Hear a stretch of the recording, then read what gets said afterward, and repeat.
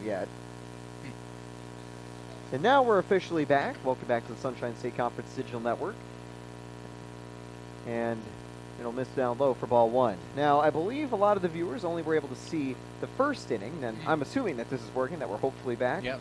What you've missed was a Noonan home run to make it 2-0 Georgia College, and then a 2-run hit off an error from the Spartans immediately responding in the bottom of the fourth.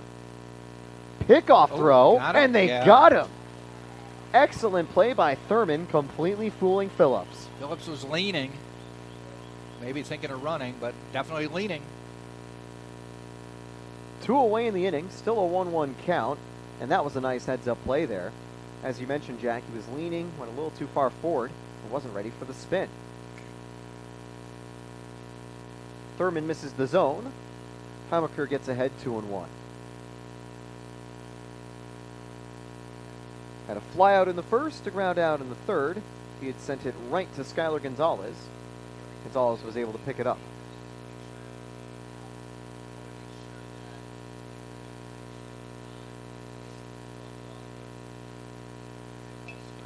Hit sharply to Urso.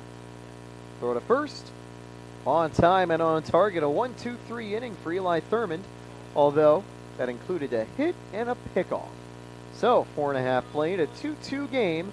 The Spartans will have Urso, Carstetter, and Ashby due up.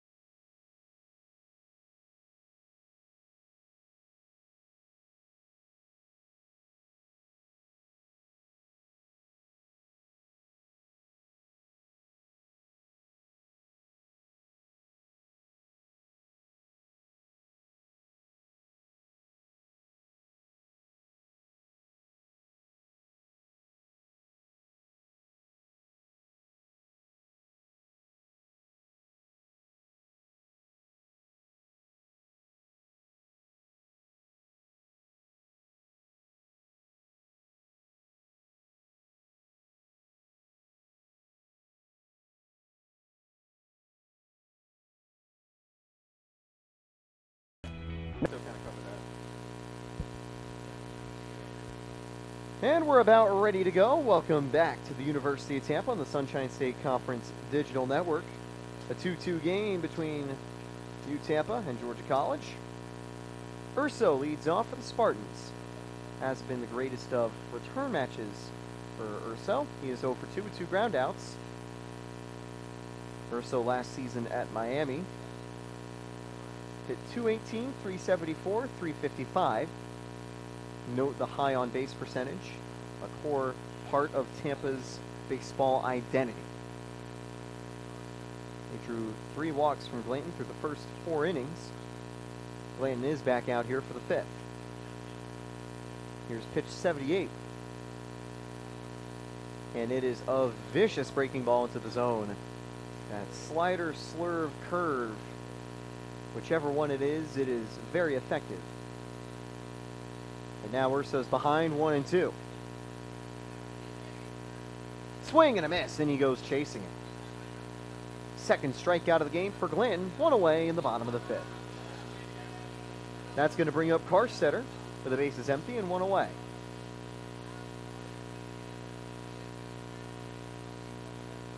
Senior from State College had a hit earlier today.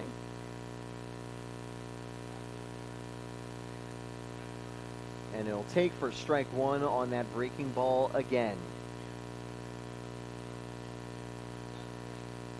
Very effective when it's placed on that inside corner. He'll go to a fastball, which actually hits the zone. I don't think Carstetter went all the way around. He's behind 0-2. Glanton checking the wrist. Getting the call. And the breaking ball is fouled away.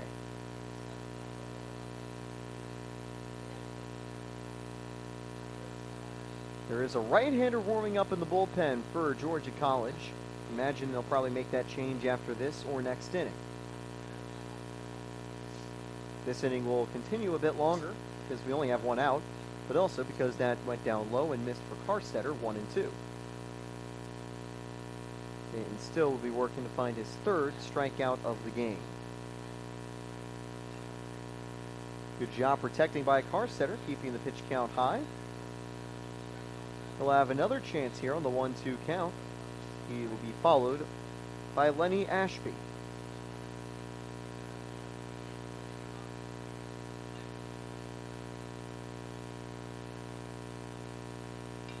Hit up the middle and past Clanton. He couldn't make a nice catch this time on the mound. He just hopped out of the way just in time. Weirdly, it would have been better if it did hit him because probably could have turned and gotten the out at first. If he'd have been unhurt. Yes, that's also the crucial thing too. Self-preservation Yes. might be more important here. As Ashby steps up to the plate, the left-hander against the right-hander should be an advantage for the transfer from Kansas. That misses down low for ball 1.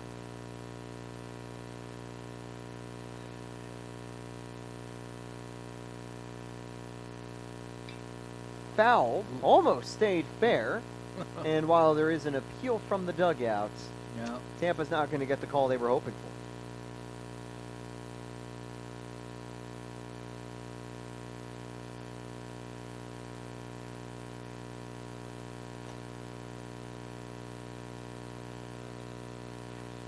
So Blanton getting set.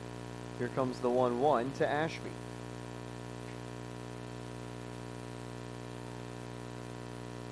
Inside, ball 2. In 2023, Ashby was part of the All Mountain West second team. In 2022, he was part of the All Mountain West second team. Before his season at Kansas last year, he was a star at New Mexico University. That's going to be picked up by the first baseman, but foul. Would have been a very awkward spot to try to turn 2 on that play. Give him style points for that, though. Certainly would have been nice.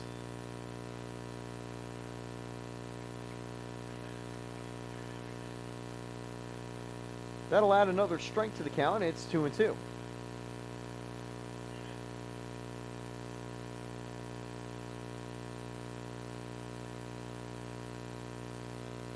Runner goes. The throw won't come from the catcher, and an awkward place for Besterman to pick it up. And Carstetter is now in scoring position with a full count.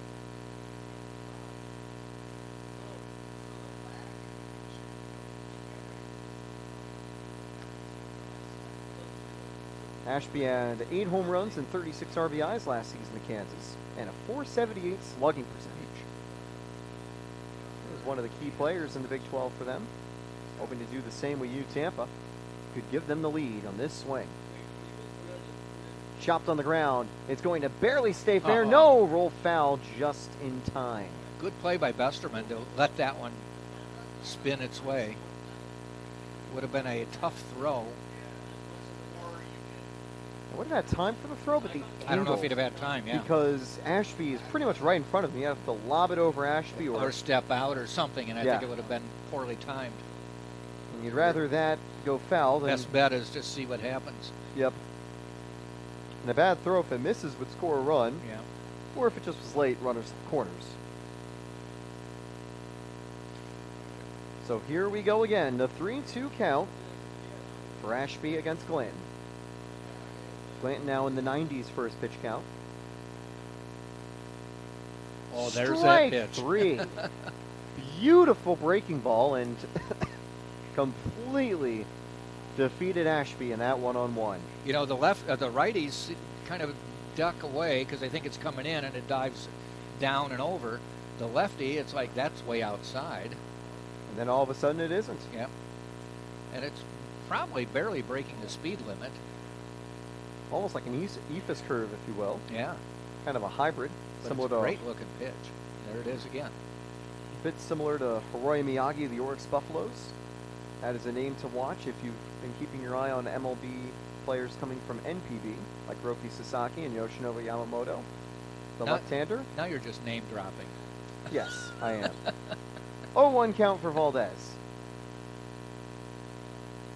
That fastball misses up high. Had a little bit of late break to it. I think that's his two-seamer slash sinker. Has had a little trouble locating it on the outside corner. That's what he's been looking to do most of the day today. Here comes the 1-1. Valdez takes down low, and that was a good offering to take as Glanton went with the changeup, I believe. That was his off-speed offering that broke late to miss the zone.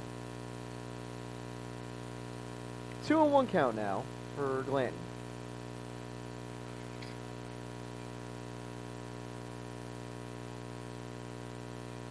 Fouled away, it's 2-2. Glanton now at 95 pitches.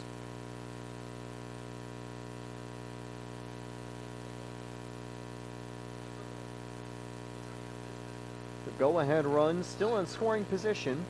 Glanton to try to end his opening day on a bright note. Missing outside, ball 3. And that is once again that two-seamer slash sinker that has struggled to hit the zone all day. I don't know if Carstetter will be running on the full count. Maybe he'll take a larger lead here.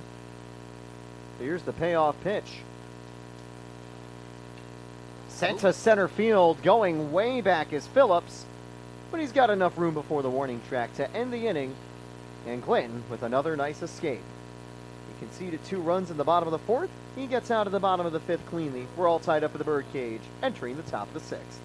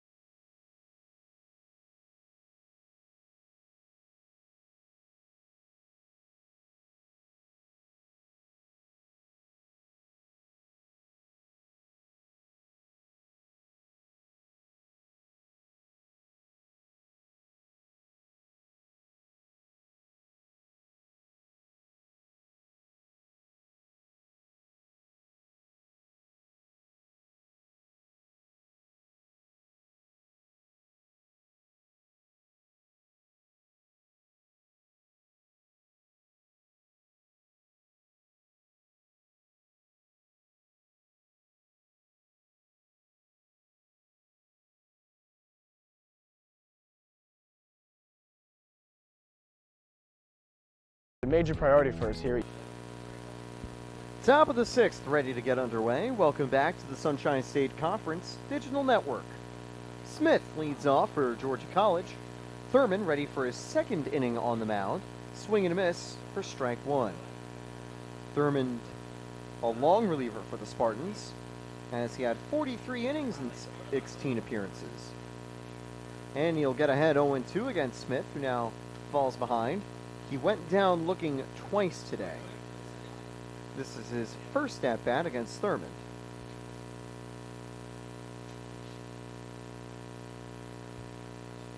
Meban and Cowan are up next. And that fastball misses from Thurman, 1-2.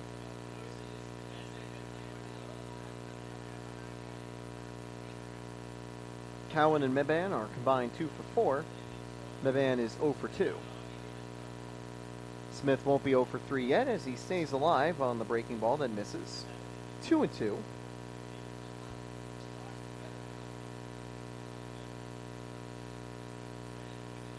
Fouled. Still 2-2.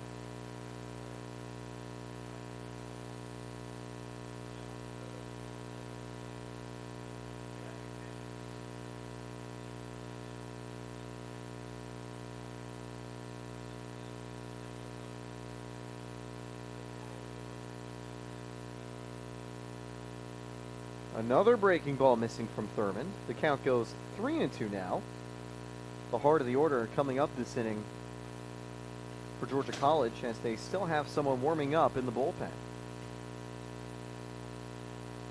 And that'll be ball 4, first walk of the day for Georgia College to get a leadoff base runner.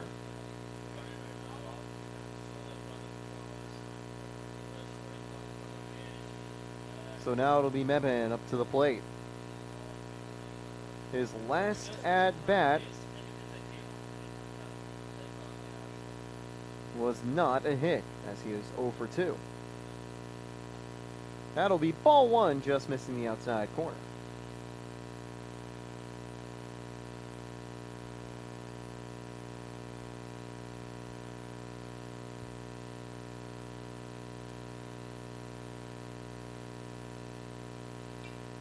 Flared foul, it's 1-1. That one left the bat in a hurry, but didn't go the right way to really be dangerous for the Spartans. Meban's last out was a ground out to short.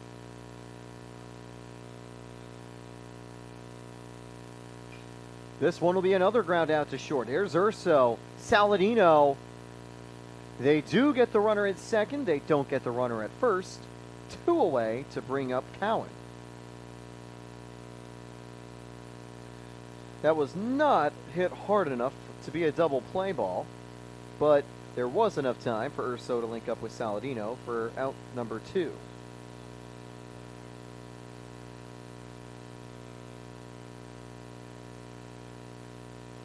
Ball 1 missing up high. Cowan had a single in the second, an RBI, a double in the fourth. He did score as a run on the double. Didn't get the RBI, but was the base runner to make it home. He'll get ahead 2-0 in the count.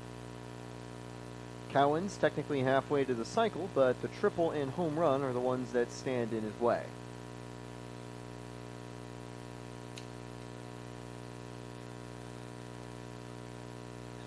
Fouled away, it's 2-1.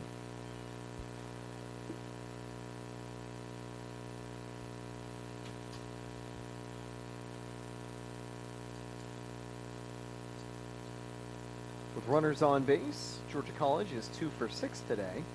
The Spartans are 1 for 9.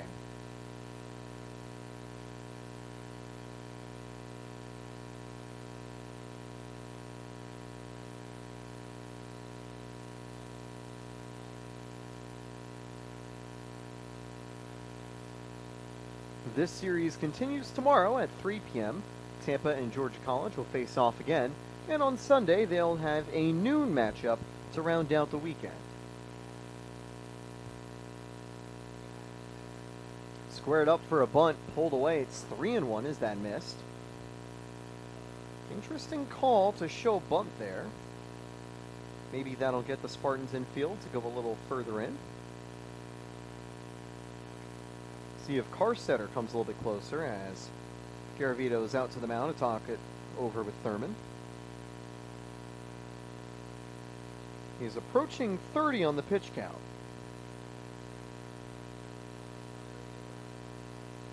Raised the question of how deep he'll be able to go from the bullpen, whether this will be his final inning or if he'll get a chance to be active in the 7th.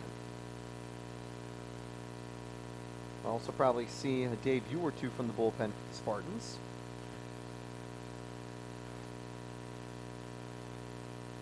But for now, it's Thurman on a 3-1 count with 1 aboard.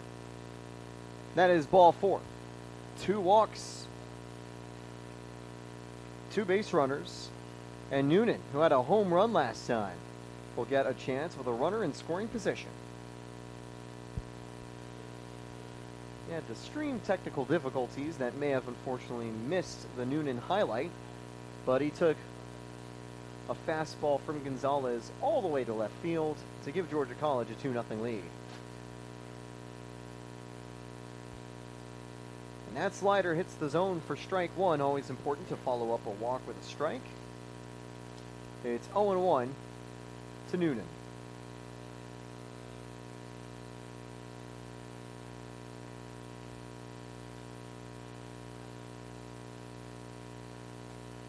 Oh, 0-2 with a fastball right down the middle. 1 away, you've got a double play possibility. But But I know Thurman wouldn't mind a strikeout either. He's got one so far in this outing.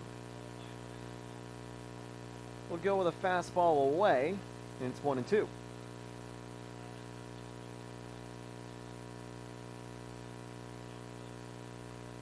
I had a little break on it, and it didn't go back into the zone far enough. Thurman is set. And missing again, 2-2. Good discipline by Noonan. It would be very tempting to try to swing in this situation.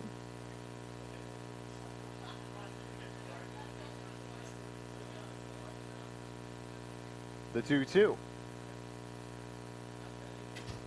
And he'll go down looking, strike 3. Thurman showing no fear with that fastball. And there are 2 away now in the top of the 6th. But the threat is still present on the base path. Worth will step up to the plate. He singled back in the 2nd inning. He had a flyout in the 4th.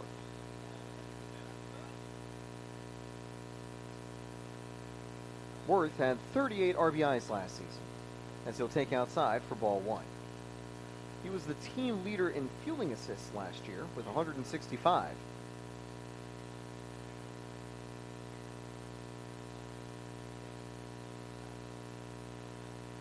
And that'll be ball 2, missing away.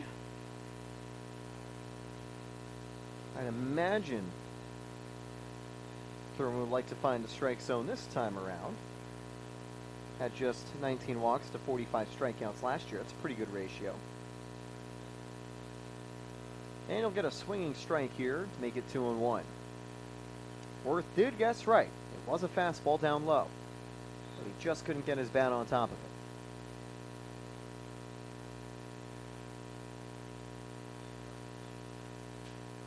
Fouled. That one just got inside on him and went away. 2 strikes, 2 base runners. The number 2's at the plate in a 2-2 game with 2 away.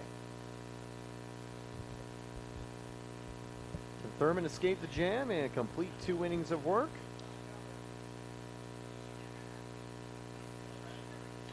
That's going to be sent to left field. Will it drop fair? No, it won't, and it also won't be caught. Can't blame the hustle from Villegas, but it's just out of reach. Still 2-2.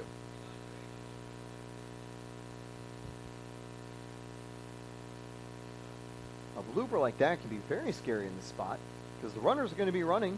They would have made it home if it bounced. Yeah, definitely so.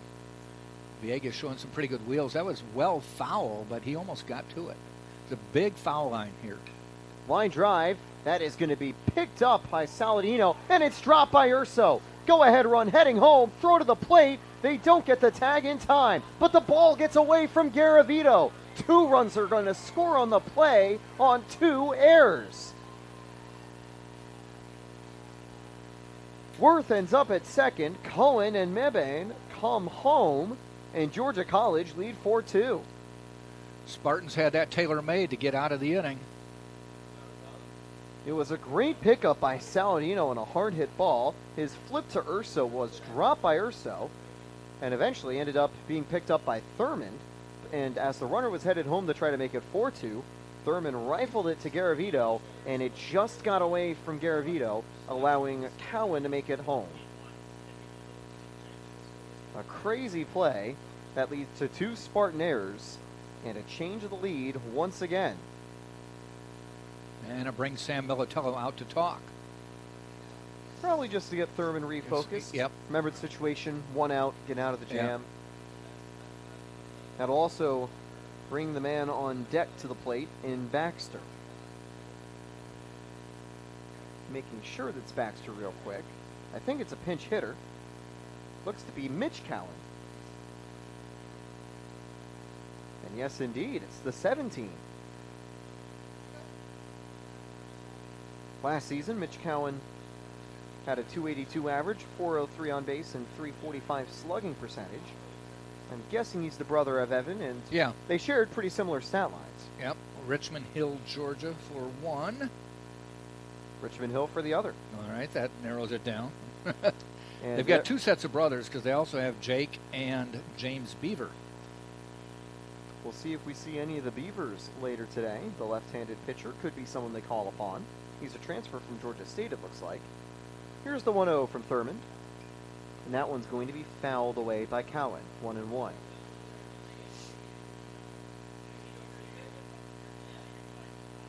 Georgia College already have retaken the lead against the top team in the country.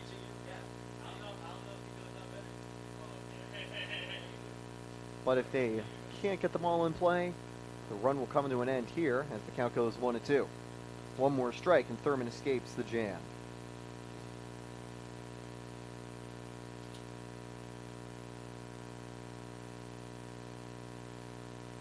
Did he go? Yes, he did. Swing and a miss.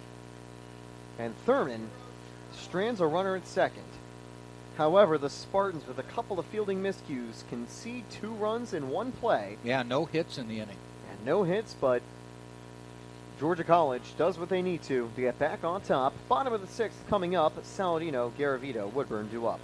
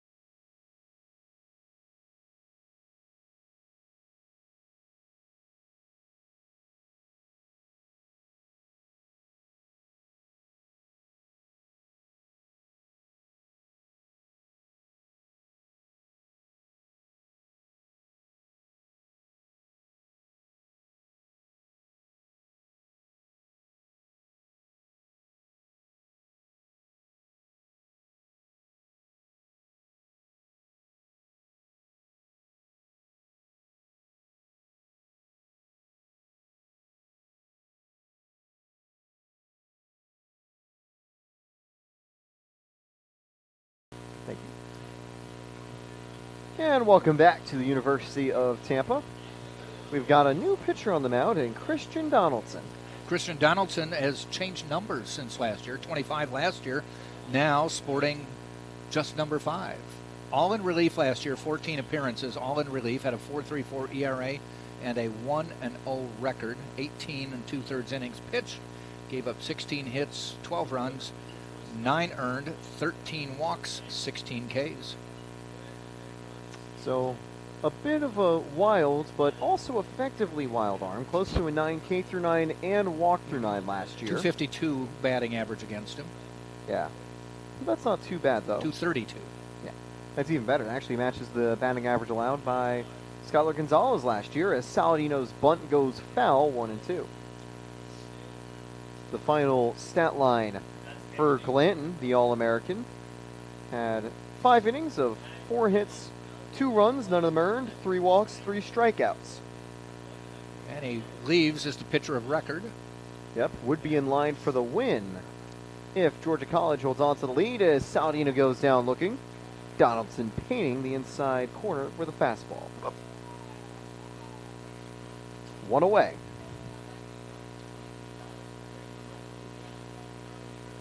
That'll bring Garavito back to the plate. Garavito wasn't able to pick up the ball at home plate on the quick throw from Thurmond. Wonder if he's looking to get a little bit of revenge at the plate in this inning after that.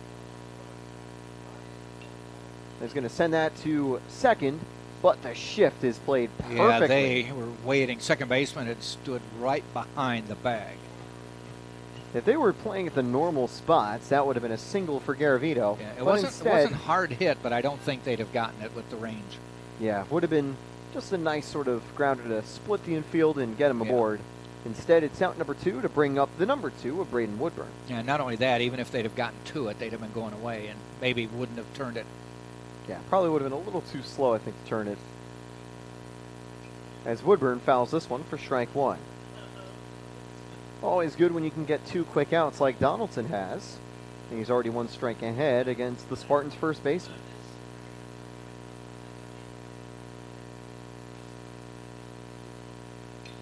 Line drive to Phillips, and that'll end the inning. Moved about 3 steps, made the catch. So 2 Spartan batted balls go right to the fielders to help Donaldson have a 1-2-3 inning. We've played 6 full at the University of Tampa, and it's the number 13th ranked team in the nation, Georgia College, who have a 4-2 lead. Jack Ike will be back when we come back right after this.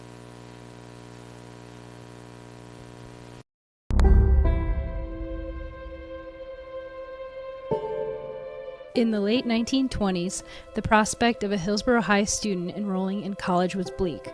The nation was in the throes of the Great Depression. Businesses were failing, and many of Tampa's beautiful waterfront homes were left abandoned. The principal at Hillsborough High, Frederick Spalding, didn't see these barriers. He only saw bright young students who were in need of a place to continue their learning. In 1931, collegiate-level courses were offered at Hillsborough High. This would later become the University of Tampa. On August 2, 1933, Spalding arrived at the doors of Plant Hall with a 100-year lease from the city and a firm resolve, and with the turn of a key, opened the door to the University of Tampa. In its fledgling years, UT was fortunate if it could collect half of the tuition due from its students. It was only through the dedication of its professors, who worked without pay, that the university survived the Great Depression. Over the next several decades, UT grew slightly, enrolling up to 1,800 at times, starting several sports teams, and even began accepting students from other areas of the country. But in the early 90s, the growth seemed to stand still, even stop. UT needed new life.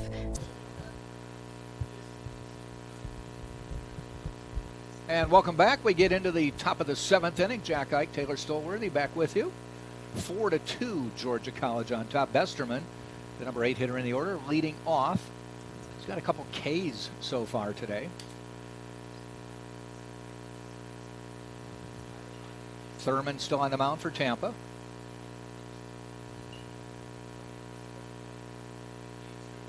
Good to see Thurman staying on the mound after the kind of tough play to end the previous inning. Yeah. And he comes back and just 3 pitches, gets a strikeout. That's a good way to respond. He's actually now had 4 strikeouts and 2 1/3. 10 for the Tampa pitching staff today. 6 from Skyler, 4 from Eli. Bottom of the order, Carson Phillips. Fouls that one off down toward the Georgia College bullpen, and it falls in the bullpen harmlessly. Almost in play for the Spartan fielders. Ashby, They were circling, just think- couldn't get there in time. I think even Woodburn was able to kind of chase that down pretty well. I know we mentioned he played second base last year, so a bit more flexible on defense than first base than you normally guess a first baseman to be. Tampa's coming off the elite defensive play of Stephen Klein last year. Yes. Tries to punch a bunt down. It goes foul, so now he's behind 0-2. We have a 3 o'clock game tomorrow, and then Sunday it's a noon game.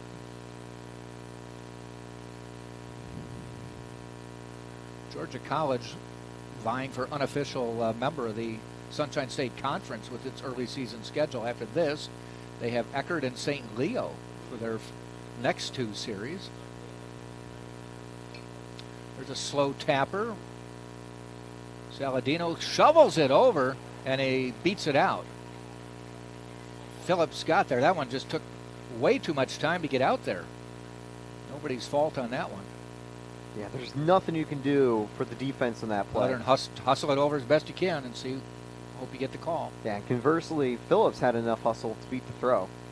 And that's why you always got to run every single batted ball out. In a situation like that, you're thinking, hit a really weak grounder. It's going to get picked up.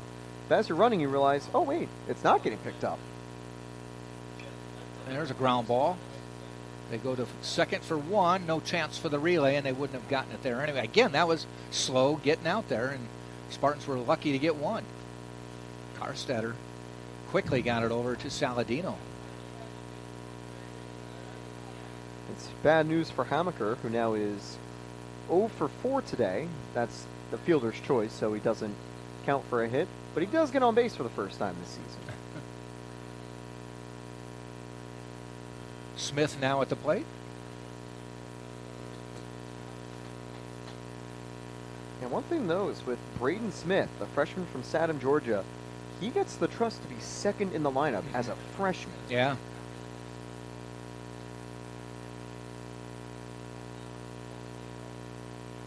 Looks like a big kid. Yeah, from our data that we've got here, what do the he stats is say? 6 foot 205. Okay. It's a little bit smaller. I'm thinking like, feels like he'd be a little bit taller from our He angle looks here. taller, yeah. Mhm.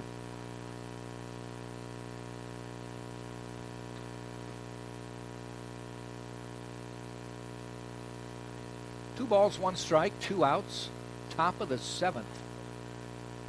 Taylor, you scored every run in this game. Certainly have. You have the 0.0 ERA still. My ERA's better than yours, yeah. And a shot gets past Urso. And the runners will be at first and second. And heading to third, no. Got him. I think he got him. Oh, they called him safe. Thought they got his foot before he slid in. Very close play at third base, and that was a good throw from King at an awkward angle. It was a good throw, but also a heads-up play by Hamaker to go to all the way from to try to take that extra base. It didn't look like the kind of play where you try to go to third, and he kind of waited and then took off.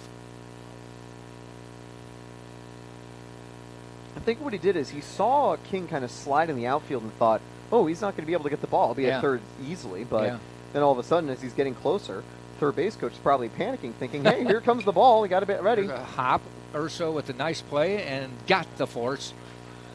So no damage after all of that.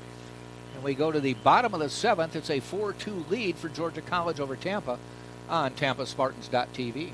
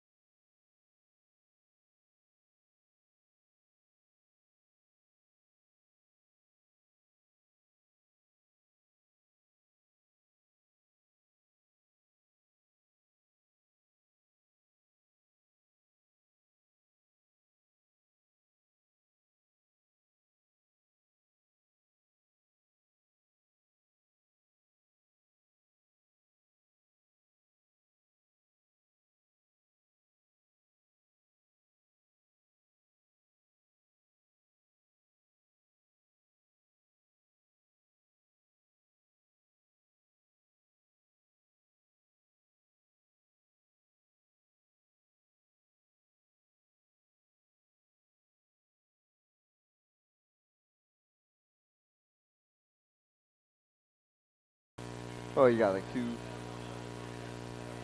Bottom of the 7th, Maddox King will lead off for Tampa. Tampa needs 2 to get back in this game. Taylor, you had 2 of the most bizarre 2-run plays that I have seen in a while.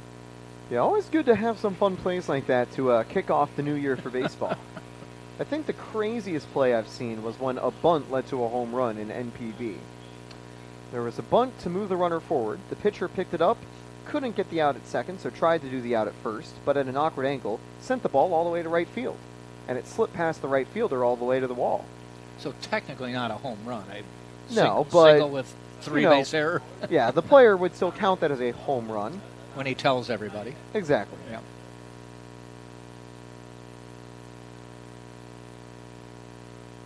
Swing and a miss. King in the hole 0-2. Maddox did draw a walk earlier, but also had a strikeout earlier.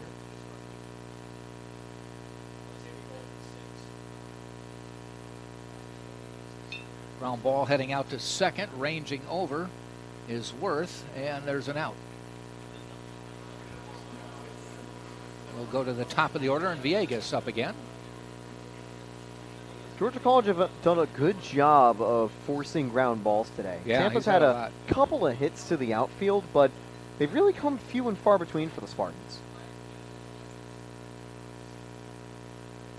The last hit to the outfield I remember was solidly hit, but center fielder Phillips barely moved. And there's one that gets through for a single. Villegas rounds and stays. So the tying run comes to the plate. J.D. Urso. Urso's got the power to flip the scoreline. Got the same walk-up music he had 2 years ago. You know, we've certainly missed it. And missed his infield defense. Yeah. You know, he had the big play to get out of the jam in the previous inning. Looking for that first hit.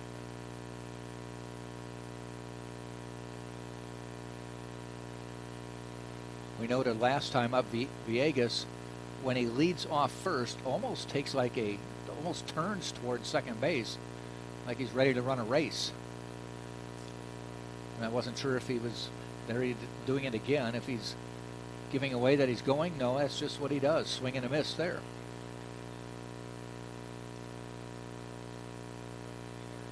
Interesting positioning. You know, he gets his body ready to sort of pivot and run quickly. He's already kind of facing the direction. Call strike 1 and 2.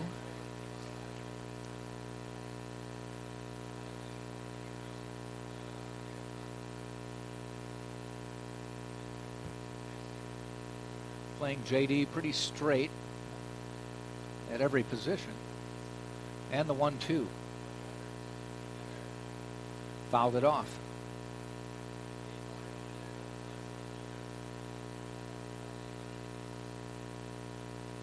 Yeah, the only real hole in the infield is Smith at first base. He's holding Villegas in place, given his base stealing tendencies. They, I think, did try a hit and run or two before previously with Urso in him.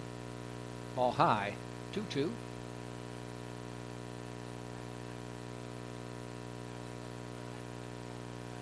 So both starting pitchers out of the game, though Glanton is the pitcher of record for Georgia College if the score stands up.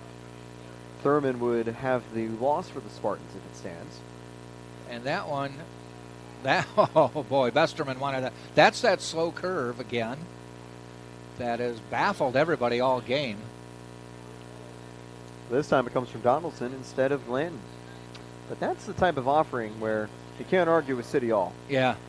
To quote Bruce Wozniak. I think he'll be back for some other Spartan sports. Oh, and JD turns on that one, and Villegas was going. While you were broadcasting, I ran into E.J. Cumbo downstairs, and he said, man, that guy's got a nasty curve. Wonder how E.J. would have been able to deal with it. I know. He was a lefty, so he Reminds me a lot wouldn't of be backing out, but Ashby reminds me a lot of Cumbo. Kind of has that power at Yeah. about 5'7", slightly Yes. smaller. Yeah. But there he goes again. Ball low. And JD coaxes a walk out of that one after going behind 1 and 2. I will happily take a call like that for a ball. But I think that was right down the middle for It strike looked pretty three. good. Probably low. That has to be it, because that was definitely not inside or outside. No. Carstetter to the plate. Tying run at first with 1 out. See if we can move the runners. Pop foul. Out of play.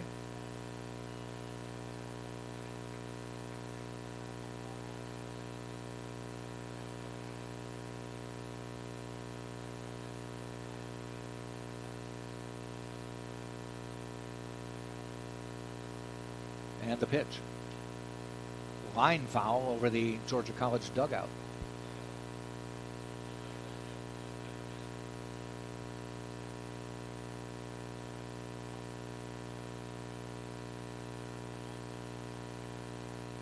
Oh-2 pitch with 1 out.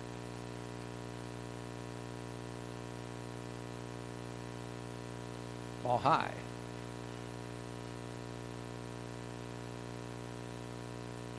Throughout his time at the D1 level, Carstner had very good discipline. 372 on-base percentage last year in, I believe, would it still be Pac-12 or Big Ten play at Arizona State? Because I'm trying to think about the timing. It would be Pac-12. Okay, Pac-12. This is the first year they incorporated all those, where they rated the Pac-12. Yeah, and all the teams except Oregon State and Washington State left for the Big 12, Big 10, ACC even. Well, I'm loving the fact that Stanford and Cal are in the ACC. I mean, they're close enough to the Atlantic coast. I mean, if 4,000 miles They're is about close. as far away as you can get. Here are a couple of Georgia College fans not liking some of the calls. We're 3-2 now with one out. I think they might need to follow the Wozniak advice too. Harstetter will wait with the full count.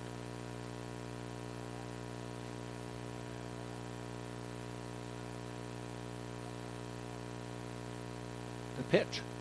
And he goes down the line. Fair ball. That should bring in at least one. It may tie the game. They're going to send him. This is going to be a tie game. Not going to get him at the plate. And heading for third, sliding in safely to tie the game, is Carstetter. A 2-run triple, and it's 4-4 in the bottom of the 7th, and the lead run just 90 feet away. Welcome to Tampa, Kevin Carstetter. That is a massive bases clearing triple.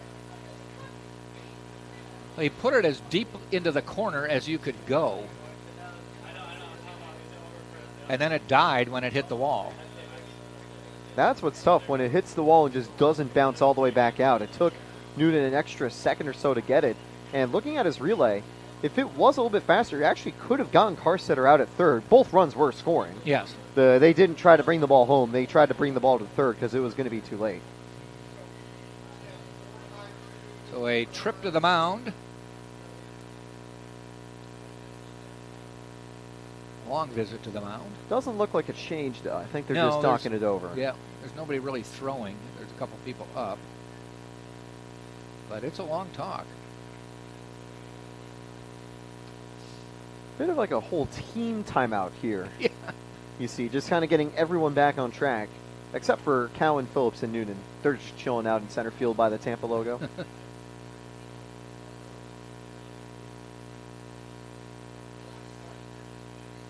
Still talking.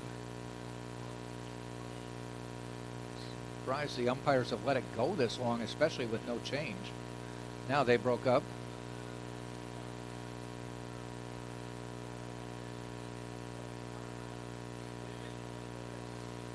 And we will wait for Ashby to come to the plate with a chance to give the Spartans the lead.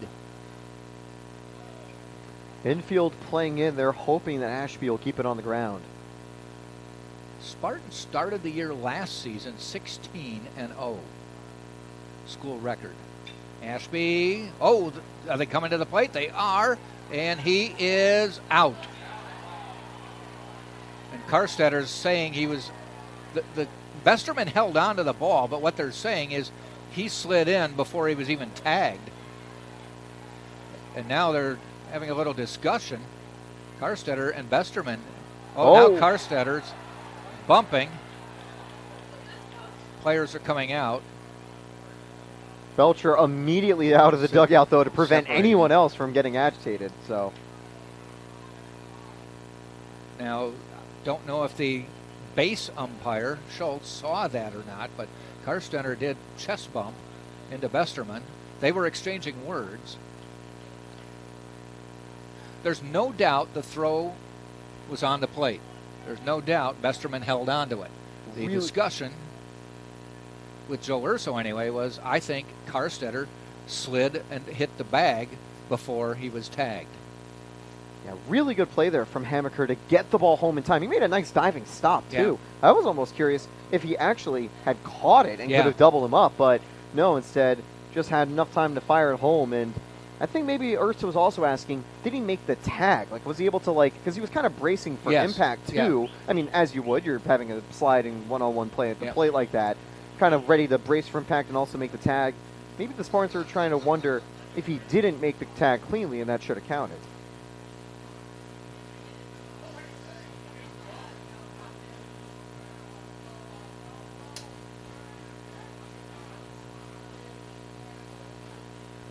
So I think we've got everything settled down. Cooler heads are prevailing, I think. And Joe Urso is going to make a pinch running change, taking Ashby off the bases and bringing in number 19, Jordan Williams, a grad student from Florida State.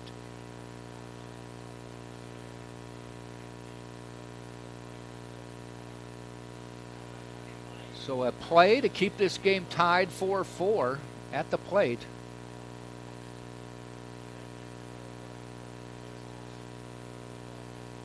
When Carstetter slid, the umpire waited to see if Besterman did still have the ball.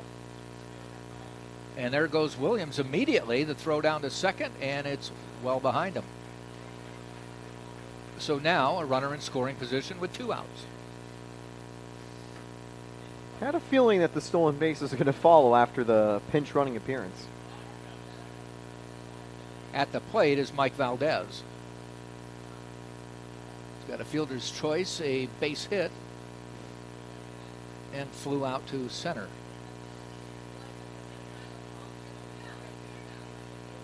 Ball. Got the crowd fired up too. Always love a little bit of drama at the plate like that. That's the type of play to get people excited. And it's been back and forth, so understandable why it's an exciting game.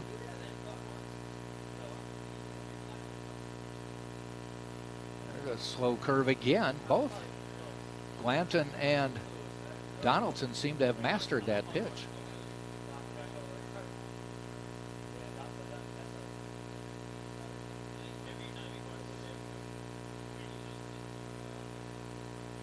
One-two pitch. Donaldson really waiting this one out. Ground ball foul. Seeing on the lead up to that pitch, Williams took a little jump and then backed up a little bit, waiting, and then eventually Donaldson began the motion. Now there's also the timing game when it comes to the pitch clock and sort of base running. Yes. You know, when a pitcher sort of changes up the tempo alongside the timer can really cause a larger battle of what's on the field. And the pitch, that's outside. 2-2 now with 2 outs. Valdez looking to have the biggest hit of the game so far. Should score a run. Won't say it will, but If it escapes the infield, I think it's safe to say it probably will. yeah. Doesn't matter, he goes down swinging, so we will move on from here with a 4-4 game, but the Spartans come back with an interesting 2 runs of their own. So hold on, and we'll be back right here on TampaSpartans.tv.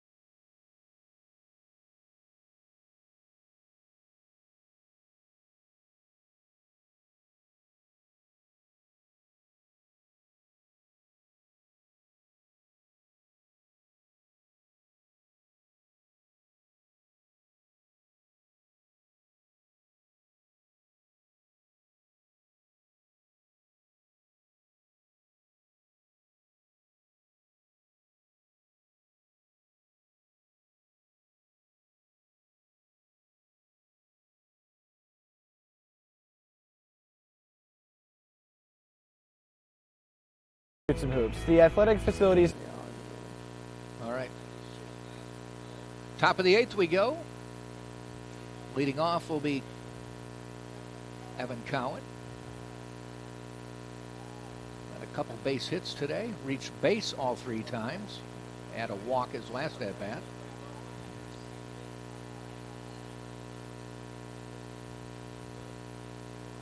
In to pitch for Tampa is Ethan Brown. He is a 6'2" senior. Came from USF.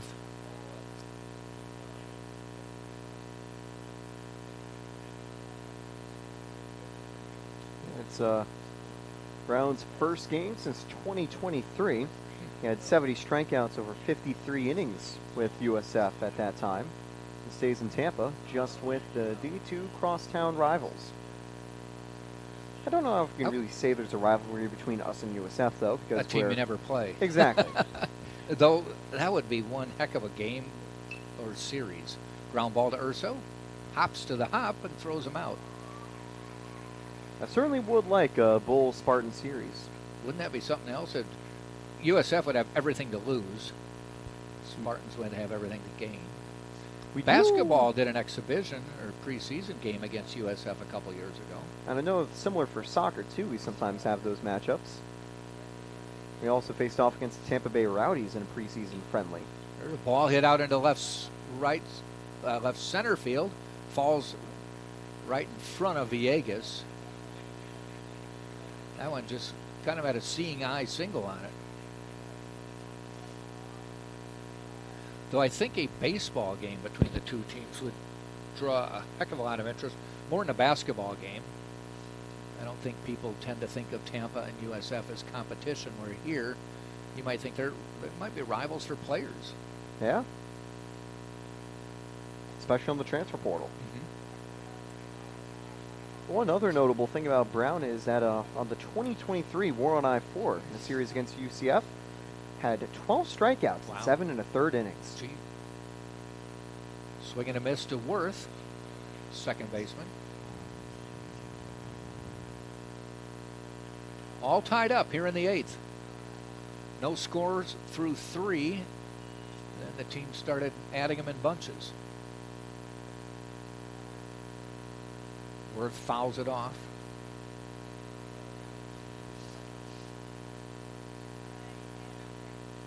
Mitch Cowan on deck.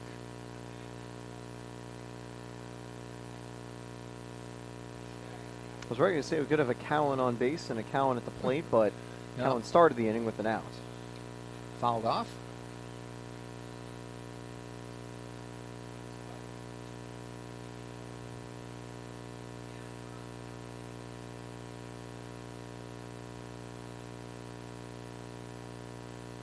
Brown in the stretch. Fastball just missing high.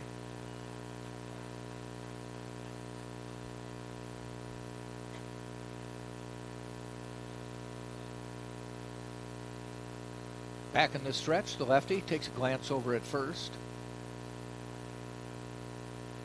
Fouled off. Staying tough is Worth.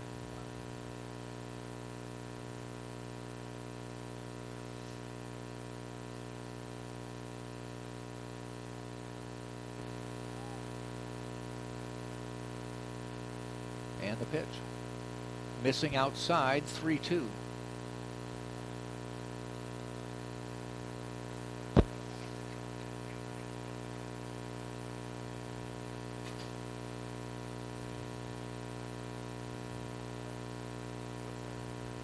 Worth back in the box. Brown.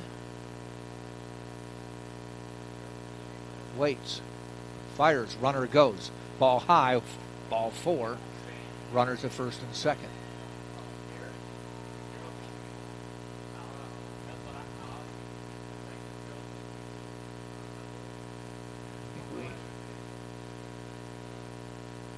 So it's Mitch Cowan to the plate.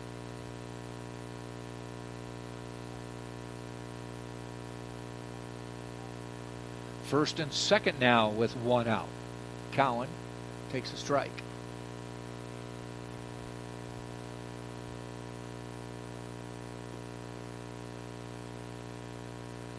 Mitch Cowan came in as a pinch hitter, struck out a couple innings ago.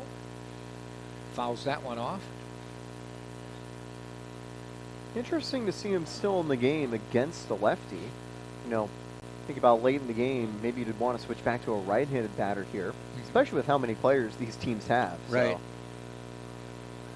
So. 0-2. Outside, sliding out to get it is Garavito.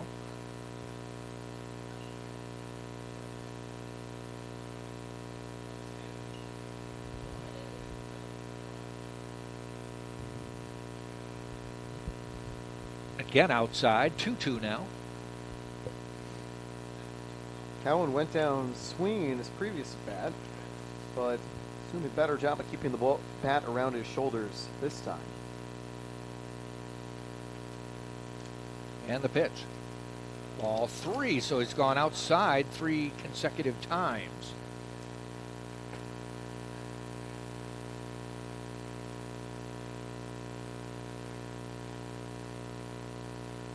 So the full count. Runners at first and second. 1 out. Here's the pitch. Runners go. Gets away from Garavito. Everybody advanced 1 base anyway. But that's all they're going to do. So now the bases are loaded. 1 out. J.D. Urso going to talk to Brown, give him a little encouragement. And Sam Militello says, I will do likewise.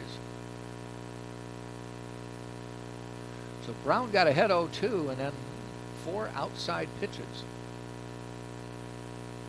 You do have the double play possibility and the force out at home here, but definitely a dangerous spot and a tough welcome back to baseball for Brown in terms of his first appearance now having to deal with the bases full.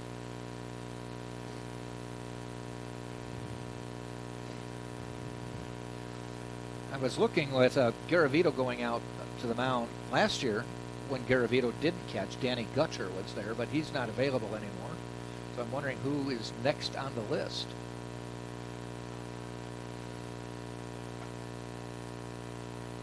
Gutcher was a more than reliable backup after coming here from Eckerd. It'll probably be either Stella or Irigoyen. I know Irigoyen featured against Team Italy back in the winter/fall, the changing of the seasons. Little discussion between Coach Belcher and Besterman. They seem to have the longest discussions.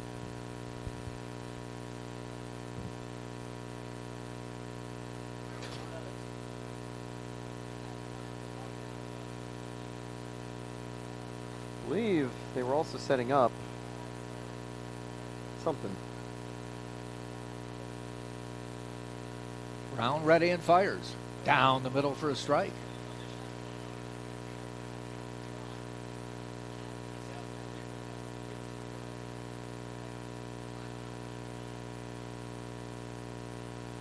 Gets the sign again. Second pitch to Besterman. Down the middle, swing and a miss. Besterman looks around, goes, well, that's not what Coach told me to do. Pretty sure Besterman was told by the coach to give us the lead and maybe a little extra. 0-2. Off speed and high. I think Brown just kind of rears back and fires, doesn't he? At least on the fastball, looks like it. Has got some good velocity. Now, of course, going to get in the right spot for strike 3. Yes, big play here. Swing and a miss, he did. That was a little bit up in the zone, but Besterman went at it anyway. 2 down now with the bases full. Didn't waste any time in that at bat. 4 fastballs. It was the breaking balls that were sort of missing late in the bats previously. Or if that was part of the strategy change that Militello and JD were talking about. Yep, so he's just going to challenge.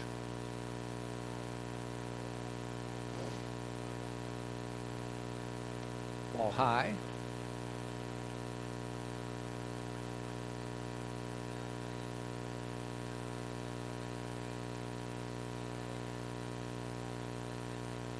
He doesn't waste a lot of time. Brown is ready again.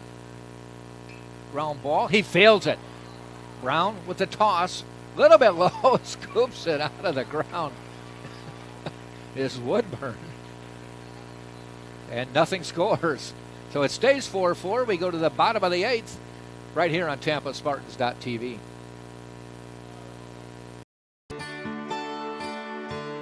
This is the University of Tampa. UT students travel from across the nation and around the globe to join a dynamic learning community. There are 150 academic programs, continuing studies for non-traditional students, and a highly ranked graduate school.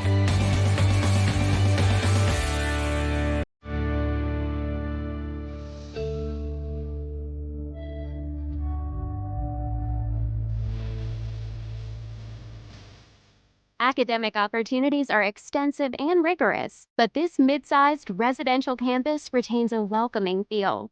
With a student-faculty ratio of 16:1, students benefit from direct interaction with expert faculty, a faculty that is passionate about teaching and mentoring. Outside the classroom, UT enjoys a unique environment. Plant Hall, a National Historic Landmark, is surrounded by modern and historic buildings on 105 acres. UT's beautiful downtown riverfront setting offers a gateway to the heart of a vibrant city. Students are within walking distance of jobs and internships, and the recreational opportunities are endless, both off-campus and on campus. Students live in upscale residence halls and enjoy diverse activities, including performing arts, guest lectures, nearly 200 clubs and organizations. Bottom of the 8th we go, a 4-4 ball game. Spartans got out of a bases-loaded one-out jam. Strikeout and a shot back at the pitcher. Leading off will be Saladino. Strike call. 4-4. Georgia College took a 2-0 lead in the top of the 3rd. Spartans with 2 in the bottom of the 3rd. Georgia College then took a 4-2 lead in the top of the 5th, but the Spartans came back with 2 in the bottom of the 7th.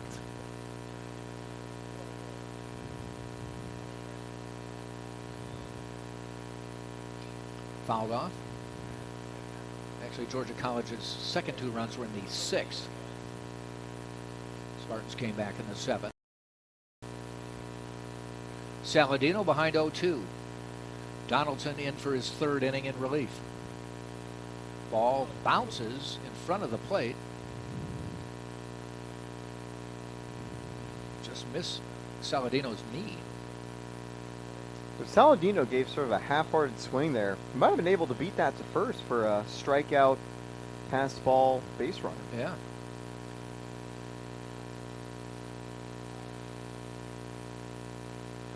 One, 2. Fouled off.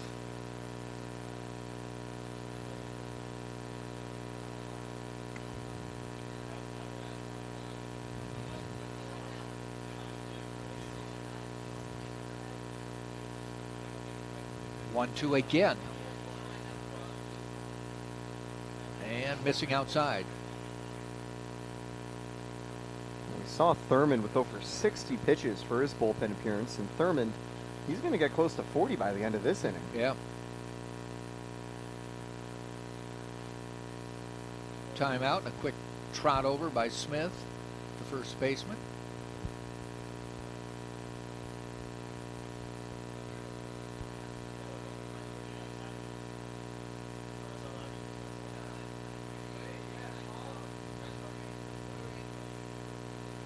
And 2-2 pitch coming up. And boy, Saladino just got something on it to foul that one off.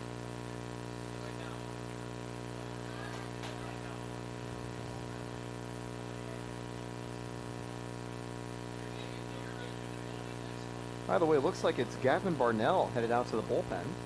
He's a junior from Coral Springs. Saladino staying in the box, fouls that one off.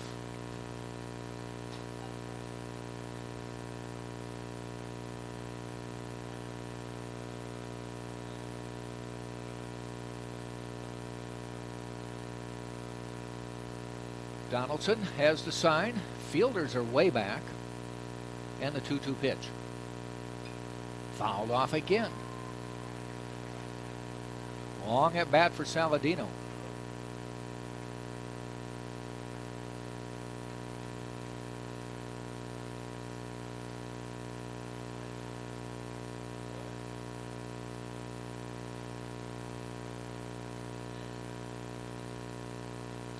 Fouled it off again. Again, that looked like Saladino at the last split seconds had a better swing.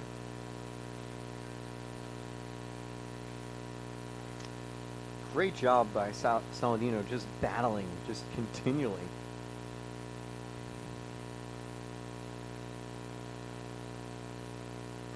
And the 2-2 for the fifth time. Shot down the line. Does it stay fair? No.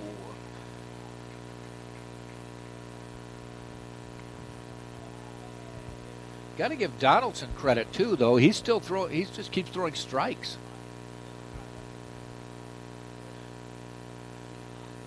That's got to wear on a pitcher to keep focused on the zone. You don't want to put the lead run on the plate, on first base. That was low, 3-2.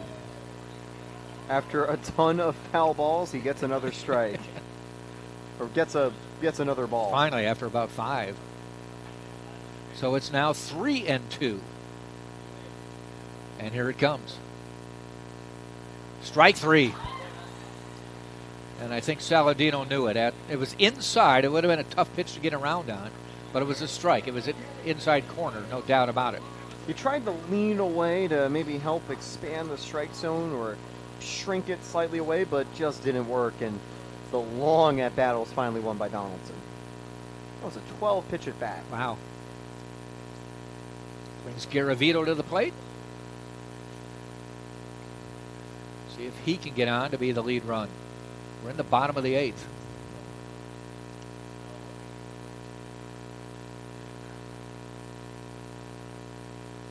The pitch by Donaldson. Ground ball heading out to short. Hamaker fields it and across in time for the second out. So we were Goyen's first Spartan at bat, and just a step behind the ground ball. He just came in as a pinch hitter for Garavito. Not sure if you already mentioned that. So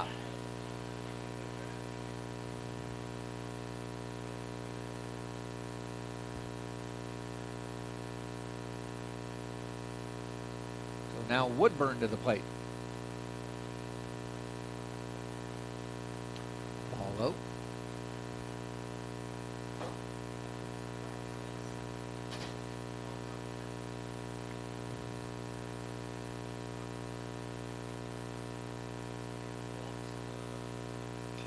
Fly ball center field. Coming in quickly is Phillips. Makes the catch on the run.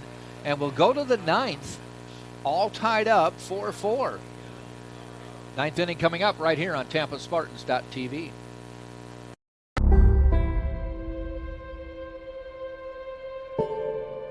In the late 1920s, the prospect of a Hillsborough High student enrolling in college was bleak. The nation was in the throes of the Great Depression. Businesses were failing, and many of Tampa's beautiful waterfront homes were left abandoned. The principal at Hillsborough High, Frederick Spalding, didn't see these barriers. He only saw bright young students who were in need of a place to continue their learning. In 1931, collegiate-level courses were offered at Hillsborough High. This would later become the University of Tampa. On August 2, 1933, Spalding arrived at the doors of Plant Hall with a 100-year lease from the city and a firm resolve, and with the turn of a key, opened the door to the University of Tampa. In its fledgling years, UT was fortunate if it could collect half of the tuition due from its students. It was only through the dedication of its professors, who worked without pay, that the university survived the Great Depression. Over the next several decades, UT grew slightly, enrolling up to 1,800 at times, starting several sports teams, and even began accepting students from other areas of the country. But in the early 90s, the growth seemed to stand still, even stop. UT needed new life, some passion. UT needed strong leadership. In 1995, Dr. Vaughn became president and UT began to transform. 1,000 UT students has become 7,200, and we are now entering our 17th consecutive year of record enrollment. All the while, UT's academic profile continues to increase. There has been $350 million in new construction since 2000. We have added 7 new residence halls, academic buildings and labs, as well as athletic facilities. Plant Hall even got new carpet. We are on to the 9th inning of a 4-4 baseball game. Leading off will be Hamaker, the leadoff hitter. This will be his 5th at-bat today. He's gone on base once, but he's 0 for 4. Yeah, it was a fielder's choice. They opted to get the runner at second. Ethan Brown fires. Ball high. Bases loaded with 1 out last inning, and the Spartans got out of it. Ball high again. Brown just rears back and throws. He's got some velocity on the fastball. Might as well use it. Got to hit the zone. 2-0. Ball 3. Well, say any command issues are just probably still warming up and getting back on the diamond, having missed a year last year. Ball 4. 4 pitches, none close to the zone.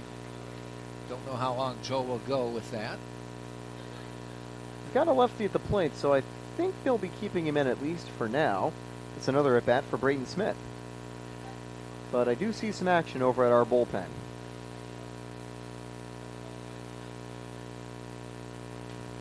So Smith to the plate now. Got a base hit his last time up.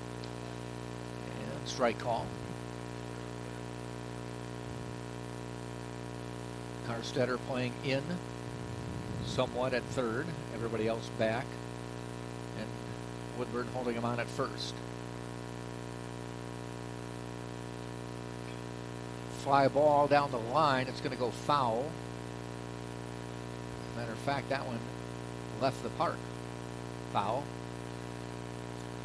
Got the fence in the outfield with the yellow bar, but then there's about, what did we decide, about 90-foot fence? Yeah, it used to be 100. Now it's shrunk by about 10 feet. Aging. That encircles this ballpark because there's some major roads that are just outside of here, and they try their best to keep fly balls in the park. There also is over to the right field line, the University of Tampa campus. Dorm rooms. Yep, dorms, the Morsani Hall for dining as well over there. Strike call. And he gets the K, so he battles back and gets Smith to go down. He'll bring up Mabane. Since that Militello conference, he's really been fastball heavy. He was before mixing up sort of a slider a little bit more often, but the command wasn't perfect with it, but he's sticking with the fastball, and it's getting him whiffs all the same. And at that time, he just painted the corner for the strikeout. Little toss over.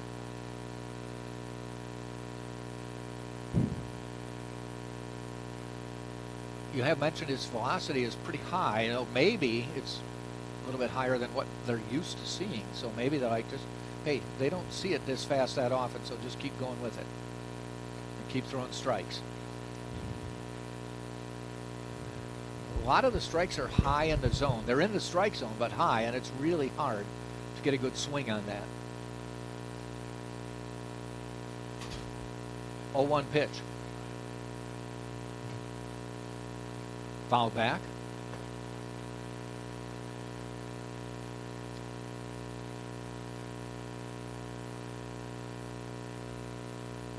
So it's 0-2 with 1 out.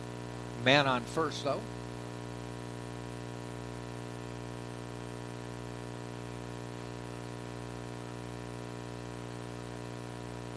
And he settles back in.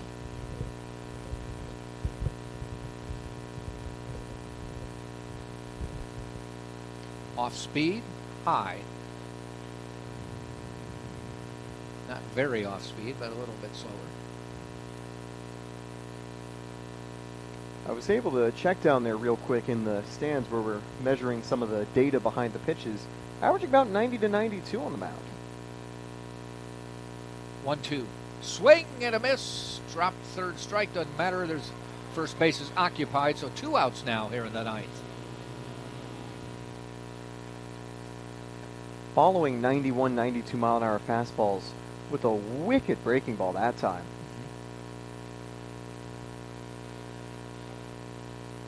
this will bring Noonan to the plate.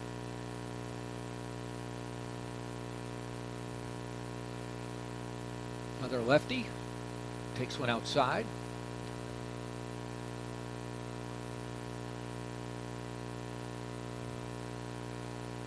Playing him straight away in all fields.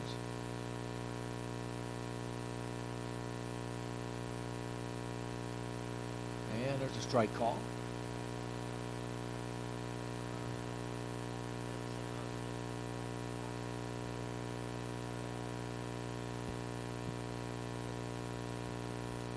One pitch with 2 outs, man on.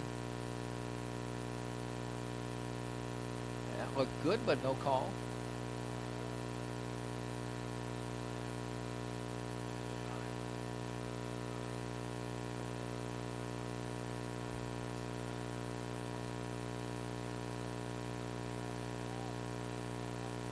And the pitch. Ball high, 3-1.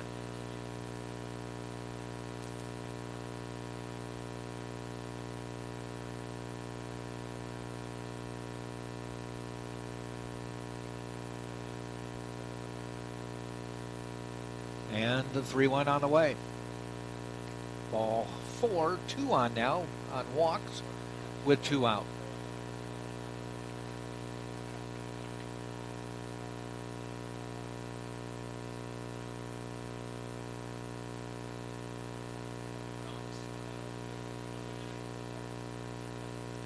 Noonan to the plate. That was Cowan with the walk. And I think Joe Urso's going to make a change. He's coming out this time. See who appears from the bullpen. Number 30 coming in is Jacob Fletcher.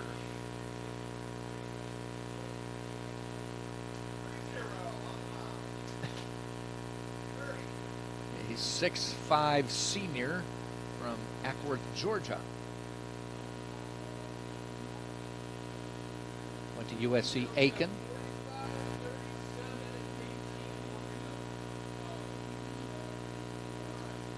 So we'll get some warm-up pitches.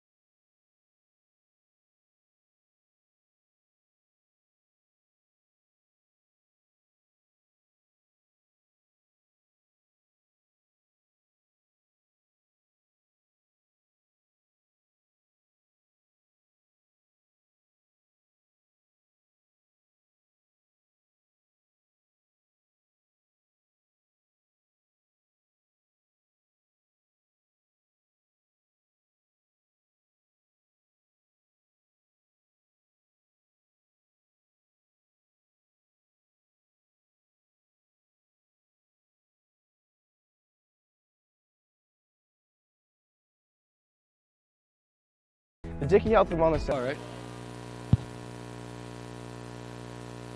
So with 2 on, 2 out, coming to the plate is Noonan.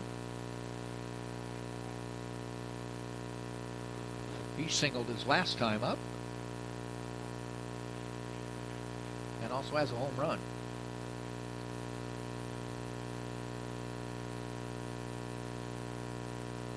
Fletcher's first pitch, fouled back. Fletcher arrives to the Spartans from USC Aiken at a 4.76 career ERA over 3 seasons there. Last year was 2-9 in 15 starts, struck out 71 over 79 innings. I think he was the team leader in strikeouts. Okay.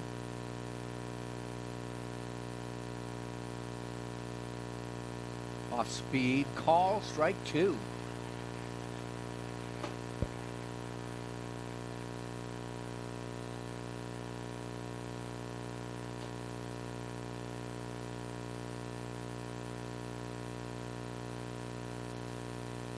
The 0-2 pitch with 2 outs and 2 on. Ooh, Garavito is ready to talk the ball back to the mound, but doesn't get the call. We've seen that a few times today with both teams ready for strike 3, and then, nope, you have to go again. That was close.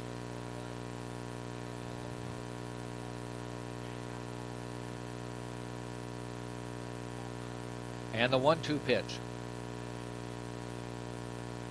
Fouled back toward us. That would have hit you or me without a screen. And the window, too. And the window, yep. Don't know if it was Alex, fast it enough would have to- missed you, though. But you'd have had to take over play-by-play. Yep. Or color commentary. Yeah. Whichever, well, Because it's the 7, 8, 9 inning, so. If it was the 3rd inning, then yes. Because that's when the 4, 5, 6 ones. 1-2. Ooh, look good, and it is good. Strike 3. We'll go to the 9th. Spartans need a run to win it. 4-4, Tampa and Georgia College. 9th inning coming up on TampaSpartans.tv. This is the University of Tampa. UT students travel from across the nation and around the globe to join a dynamic learning community. There are 150 academic programs, continuing studies for non-traditional students, and a highly ranked graduate school.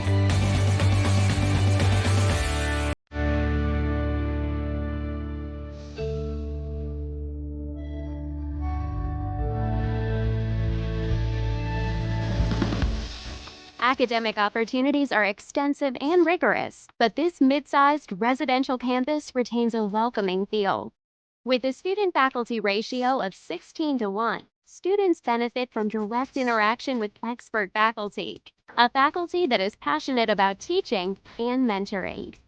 Outside the classroom, UT enjoys a unique environment. Plant Hall, a National Historic Landmark, is surrounded by modern and historic buildings on 105 acres. UT's beautiful downtown riverfront setting offers a gateway to the heart of a vibrant city. Students are within walking distance of jobs and internships, and the recreational opportunities are endless, both off campus and on campus. Students live in upscale residence halls and enjoy diverse activities, including performing arts.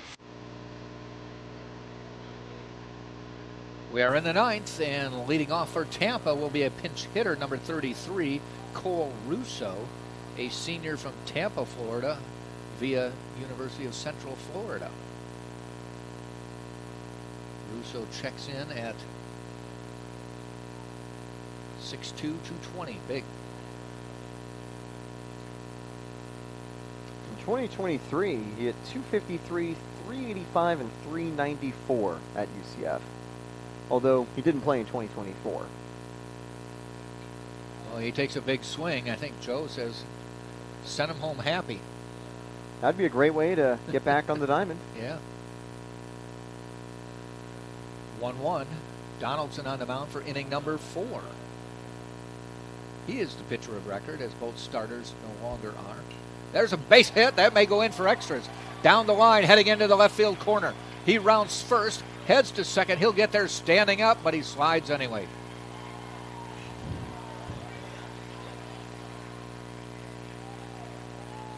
There was nobody even covering second base, but he chose to slide, and I think an immediate pinch runner. So Russo does the job, probably even more so, unless Joe told him to homer. I think Russo is pretty happy, though, about the result. An extra base hit and an immediate pinch runner. They've brought in Dennis McCaffrey for his Spartans debut, freshman out of Cranford, New Jersey. There are 4 freshmen on the Spartans roster this year, and there's going to be a pitching change. So Donaldson pitched well for 3, but starts out the 9th, giving up a double into the deep corner in left field. So we'll have a pitching change. We'll let you know the pitcher, and then we'll take a break while he warms up. Looks like they're going to be bringing on a lefty for the Villegas matchup. And it makes sense. Villegas, a lefty himself. Want to give yourselves the best odds in a must-get-an-out situation like this one. A hit would potentially win the game for the Spartans. Rumor has it it's number 45, Caden Tillman. Lefty, junior from Hamilton, Georgia. And we'll let him warm up, and then we'll come back. So let's take a break right here on TampaSpartans.tv.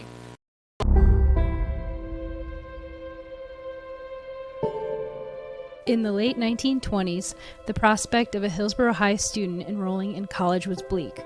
The nation was in the throes of the Great Depression.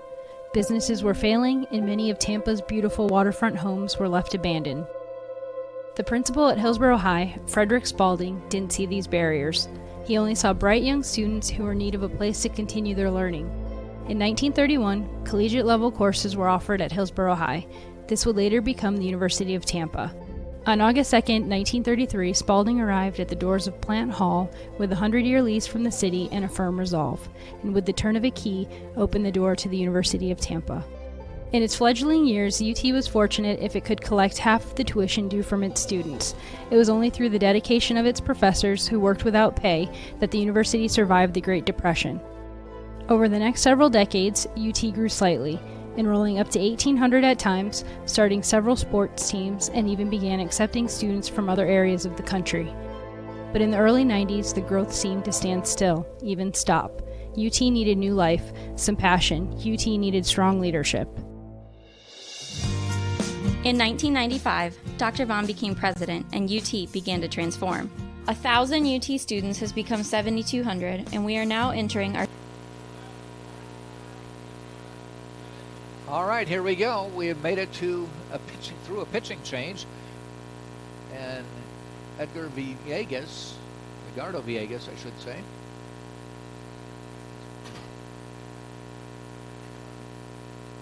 McCaffrey into pinch run on second. He is the winning run. They're going to try to move him, and the ball is high. Spartan basketball tomorrow at 2 and 4 against Lynn University on the road.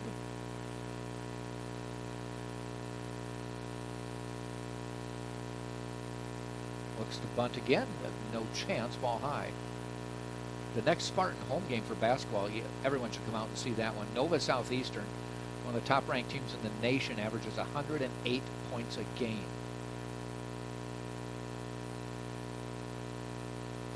Again showing bunt, ball 3-0, as the new pitcher Tillman not able to find the strike zone. Last season, Tillman had 5 appearances and a start, a 1-1 record with 10 strikeouts and 6 walks over 11 innings. They show bunt again, and he gets a 4-pitch walk. Now, not necessarily a bad deal because the winning run, the man on first, no big deal. This opens but up, it sets up a force. Yeah, it does set up the force out at second and third, but also now you're bringing up J.D. Urso for a chance to win the game. Yes. Or even J.D. could try to advance the runners. See if Joe keeps that same play on. He missed outside every time to the lefty. This time he shows bunt and he misses outside to the righty. 5 straight balls. Now you can put a runner on first, no big deal. You don't want to put him on bases loaded. Urso can't get it to stay fair. I think now that Tillman knew that Ursa was going to square up, it's a very easy decision just to go full throttle down the middle there. Yeah. Trust the defense and let him put it in play. 1-1 on the foul ball. Tillman glances back and fires. Again, showing bunt. Gets the bunt down. That should stay fair. No. Had this been a real grass field, that might have stayed on the grass. But it's a turf field, and there's really no difference between the surface of the green and the brown.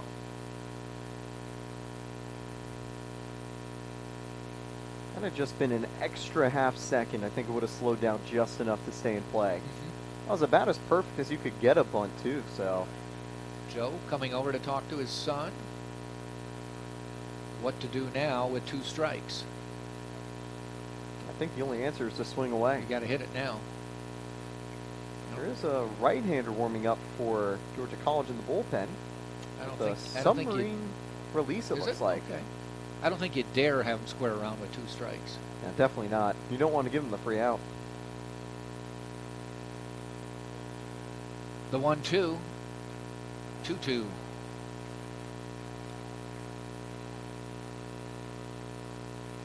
JD walked last time, still looking for that first hit. The first hit could be a game winner.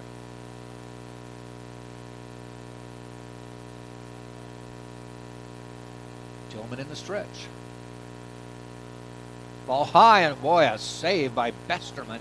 Not just high, but that was really high. I think you could argue that's a game-saving play for Besterman, because if that gets behind him, runners get to second and third, and all of a sudden, all Urso needs to do is just bloop that to the outfield, and it's probably a game-winning play. Yeah, or even if just hit a grounder, you might beat it out. 3-2. And they said, okay, they called him out because he got hit, but the umpire ruled that he threw the wing out there and got it intentionally hit. Both Besterman and Gary Glover, the home plate umpire, said the same thing, that he tried to intentionally take the hit on the arm. It's tough there. Leaning out over the strike zone.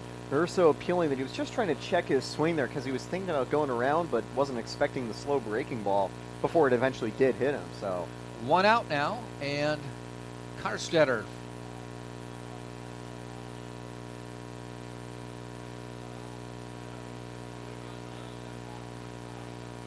Now with 1 out, no bunt to move the runners. That was a 1 out play. you could try one here, but would be very risky. There's a big gap between third and short. And a swing and a miss. They're playing up the middle.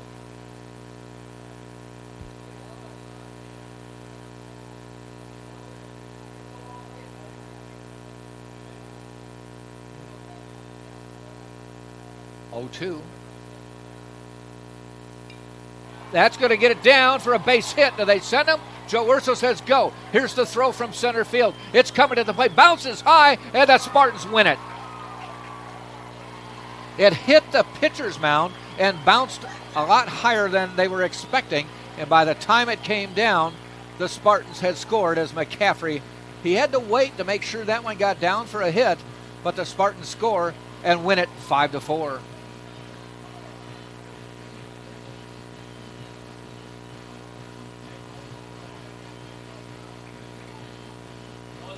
And with that, Tampa breaks the one-game losing streak coming out of the the Team Italia series. We don't count that. That was 3 months ago.